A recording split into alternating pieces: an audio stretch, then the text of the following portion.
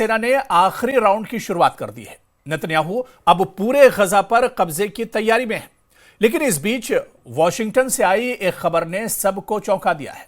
Donald Trump, जो अब तक नेतन्याहू के सबसे बड़े समर्थक थे, गजा की भूख और तबाही की तस्वीरों को देखकर बुरी तरह भड़क उठे हैं। रिपोर्ट्स के मुताबिक ट्रंप ने फोन पर नेतन्याहू को जमकर फटकार लगाई है। बच्चों की भूख को फेक बताने पर ट्रंप ने कहा, यह झूठ नहीं चलेगा। सवाल यह है कि क्या नेतन्याहू के फाइनल मिशन के सामने अब ट्रंप की नाराजगी दीवार बनकर खड़ी हो गई है? यह रिपोर्ट देखिए।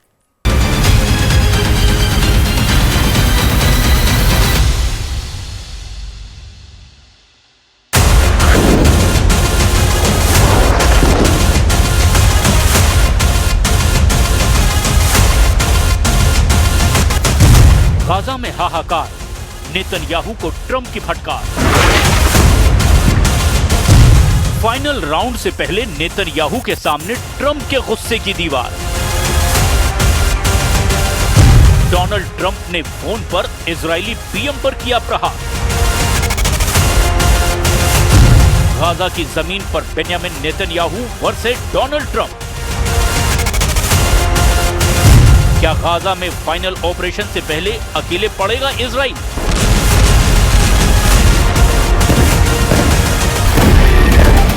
गाजा की जमीन पर कोहराम पार्ट 2 शुरू होने को है। नेतन्याहू की आर्मी पूरी तरह तैयार है। बाकायदा तबाही का पूरा नक्शा तैयार किया जा चुका है। जिन अधिकारियों के कंधे पर गाजा में मिशन फाइनल की जिम्मेदारी सौंपी गई है, उन्हें सब कुछ ब्रीफ किया जा चुका है। हमास के बचे हुए लड़ाकों को कैसे उनके अंजाम तक पहुंचाना है और कैसे बंधकों की सुरक्षित वापसी तय करनी है, सब कुछ तय हो चुका है।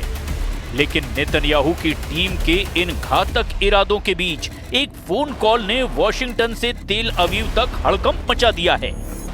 28 जुलाई की उस शाम माहौल सिर्फ सैन्य नक्शे और स्ट्राइक प्लान तक सीमित नहीं था, क्योंकि वॉशिंगटन से आया एक फोन कॉल सीधे नेतन्याहू की सियासी और सैन्य रणनीति पर प्रहार कर गया।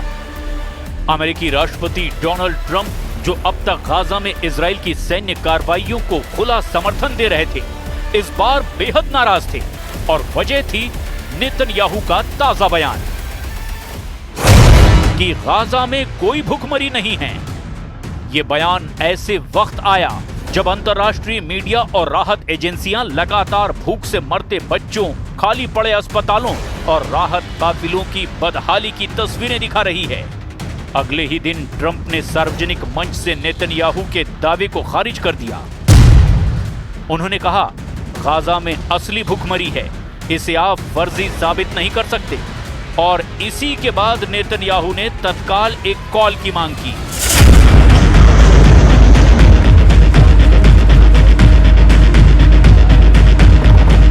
एनबीसी की रिपोर्ट के मुताबिक इस कॉल के दौरान नेतन्याहू ने ट्रंप से कहा कि भुखमरी की सारी रिपोर्टें हमास की बनाई हुई हैं और गाजा में हालात इतने खराब नहीं हैं। लेकिन ट्रंप ने उन्हें बीच में टोकते हुए ऊंची आवाज में कहा कि उनके पास खुद के अफसरों से मिली तस्वीरें और सबूत हैं जिनमें बच्चे भूख से बिलख रहे हैं। ट्रंप ने साफ कह दिया, मैं इसे नकली मानने को तैयार नहीं हूं। रिपोर्ट के मुताबिक ये बातचीत एक तरफा थी, जहां ट्रंप ज्यादा बोल रहे थे और नेतन्याहू को सफाई देने का कोई मौका तक नहीं मिला। इस कॉल ने साफ कर दिया कि गाजा सिटी पर होने वाला फाइनल ऑपरेशन अब सिर्फ सैन्य चुनौती नहीं, बल्कि वॉशिंगटन की मंजूरी और राजनीतिक रिश्तों की कसौटी भी है। वो भी उस वक्त जब इजराइल की तरफ से बाजार पर 100% कब्जे का प्लान तैयार किया गया है। वॉर कैबिनेट पूरे प्लान ऑफ एक्शन के लिए तैयार है। यह ऑपरेशन सीमित दायरे का बताया जा रहा है, लेकिन इसके पीछे नेतन्याहू का असली इरादा पूरे गाजा स्ट्रिप को अपने सैन्य कब्जे में लेने का है। कैबिनेट के आधिकारिक बयान में शब्द कब्जा जैसे शब्दों से बचा गया और टेक ओवर लिखा गया, क्योंकि कब्जा मानने पर अंतर्राष्ट्रीय कानून के तहत नागरिक मामलों की जिम्मेदारी भी इजराइल पर आ जाएगी। लेकिन इस शब्द जाल के पीछे असल तस्वीर है पूरी तरह से सैन्य शासन। नेतन्याहू का प्लान तय करता है कि कि गाजा सिटी के 8 लाख नागरिकों को 7 अक्टूबर 2025 तक खाली कराया जाएगा।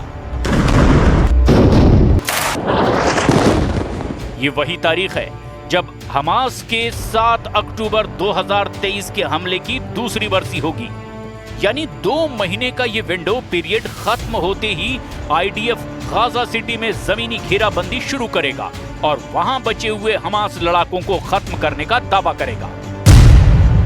इस ऑपरेशन के बाद इजराइल बाकी 25% गाजा में भी आगे बढ़ने के प्लान पर काम करेगा। वहां जहां आज भी करीब 20 लाख लोग मौजूद हैं और जिन्हें आईडीएफ अब तक टालता आया है, क्योंकि यहीं बंधकों के छिपे होने की आशंका सबसे ज्यादा है। गाजा सिटी पर कब्जे के साथ ही मंत्रियों ने युद्ध खत्म करने के लिए 5 शर्तों की लिस्ट तैयार की है। हथियार डालना, सभी बंधकों की वापसी, गाजा का निरस्त्रीकरण, इजरायली सुरक्षा नियंत्रण और ऐसा वैकल्पिक नागरिक शासन जो ना हमास हो ना फिलिस्तीनी अथॉरिटी। लेकिन यहां सबसे बड़ा पेच है, नेतन्याहू ने फिलिस्तीन अथॉरिटी की भूमिका पूरी तरह खारिज कर दी है, जबकि अरब देश खुले तौर पर कह चुके हैं कि अगर रामल्ला शामिल नहीं होगा तो वे गाजा के पुनर्निर्माण में हाथ नहीं लगाएंगे। नेतन्याहू दावा करते हैं कि ऑपरेशन के बाद वे गाजा का नियंत्रण अरब फोर्सेस को सौंप देंगे, लेकिन अब तक उन्होंने ये नहीं बताया कि वे फोर्सेस कौन होंगी और क्या उनकी जमीनी मौजूदगी टिक भी पाएगी या नहीं। ये पूरा प्लान अब न सिर्फ हमास से लड़ाई है, बल्कि टिक टिक करता हुआ टाइम बम है, जो सैन्य, राजनीतिक और मानवीय तीनों मोर्चों पर एक साथ फट सकता है। गाजा पर कब्जे का नेतन्याहू का ये फाइनल ऑपरेशन अब इजराइल के भीतर भी सवालों के घेरे में है। सबसे सख्त चेतावनी आई है आईडीएफ चीफ इयाल जमीर और शिन बेट के डायरेक्टर मेजर जनरल डेविड जिनी से, जिन्होंने बंद कमरे की मीटिंग में साफ कहा कि अगर बिना पूरी तैयारी और बंधकों की सुरक्षित रिहाई के ऑपरेशन शुरू हुआ तो ये सैन्य जीत की बजाय मानवीय और राजनीतिक हार में बदल सकता है। इजरायली इंटेलिजेंस का ताजा आकलन बताता है कि हमास के पास अभी भी 9 से 10 हजार एक्टिव लड़ाके बचे हैं जो गाजा सिटी के सुरंग नेटवर्क में फैले हुए हैं। लेकिन नेतन्याहू पर गठबंधन के कट्टरपंथी मंत्रियों का दबाव है, जो कहते हैं कि गाजा को स्थायी रूप से कब्जे में लेकर वहां यहूदी बस्तियां बसाई जाए। ये दबाव सिर्फ राजनीतिक नहीं, बल्कि उनके सत्ता में टिके रहने का सवाल भी है, क्योंकि अगर नेतन्याहू ने ऑपरेशन टाला तो उनकी ही पार्टी में बगावत भड़क सकती है। दूसरी तरफ अमेरिका और यूरोपीय यूनियन खुल करके कह चुके हैं कि गाजा में मानवीय आपूर्ति रोकना और बड़े पैमाने पर नागरिक विस्थापन अंतर्राष्ट्रीय कानून का उल्लंघन है। नेतन्याहू पर ट्रंप का हालिया गुस्सा इसी बड़ी वजह से सामने आया है, क्योंकि वॉशिंगटन को डर है कि अगर भूख और मौत के आंकड़े बढ़े तो पश्चिमी देशों में इजराइल समर्थक जनमत भी बदल सकता है। इस बीच संयुक्त राष्ट्र की वर्ल्ड फूड प्रोग्राम रिपोर्ट बताती है कि गाजा के उत्तरी हिस्से में 80% आबादी फैमिन लेवल की भूख झेल रही है और ये हालात अगले 6 हफ्तों में पूरे गाजा में फैल सकते हैं। यानी नेतन्याहू का फाइनल राउंड अब एक रेस है, घड़ी की टिक टिक, बंधकों की जान और अंतर्राष्ट्रीय राजनीति के तगड़े दबाव के बीच। अगर टाइमिंग चूक गई तो ये ऑपरेशन जीत के साथ एक कूटनीतिक आत्मघात साबित हो सकता है।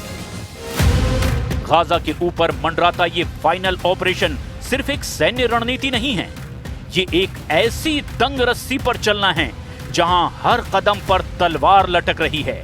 नेतन्याहू के सामने चुनौती सिर्फ हमास को खत्म करने की नहीं, बल्कि उस राजनीतिक और मानवीय तूफान को झेलने की भी है जो इस ऑपरेशन के साथ उठेगा।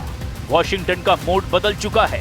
ट्रंप का गुस्सा इस बात का संकेत है कि अब बिना शर्त समर्थन की गारंटी खत्म हो रही है।